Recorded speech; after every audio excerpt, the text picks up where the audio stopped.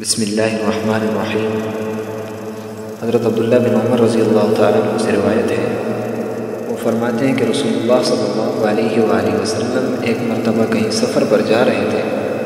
اور فرماتے ہیں کہ ہم بھی ان کے ساتھ سفر پر جا رہے تھے، لیکن عبداللہ بن عمر رضی اللہ تعالیٰ عنہ کہتے ہیں کہ ہم تھوڑا پیچھے رہ گئے تھے، اور جب ہم آپ صلی اللہ علیہ وآلہ وسلم کے قریب پہنچے، پاس پہنچے، تو ہم سے نماز میں تاخیر ہو چکی تھی۔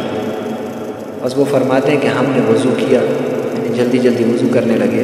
کہتے ہیں ہم نے اپنی ایڑیوں پر مسح کیا پانی کا، یعنی ایڑیوں پر پانی جو جلدی جلدی بہا دیا، تو کہتے ہیں جلدی کے واسطے ہلکا سا دھویا ایڑیوں کو،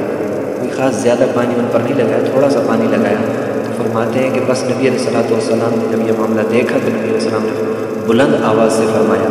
کہ خرابی ہے ایڑیوں کو دوزخ سے۔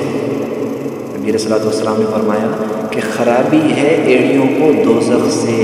عبداللہ بن عمر رضی اللہ عنہ فرماتے ہیں کہ یہ الفاظ نبی علیہ الصلوۃ والسلام نے 3 مرتبہ دہرائے۔ میرے دوستو، اب ایڑیوں کو دوزخ سے کیسے خرابی ہے؟ تو میرے دوستو، اس بات پہ ہم دھیان دیں کہ آج کل ہم جب وضو کرتے ہیں تو جلدی میں ہم دیکھتے نہیں ہیں کہ ایڑیوں کے اندر بیچ میں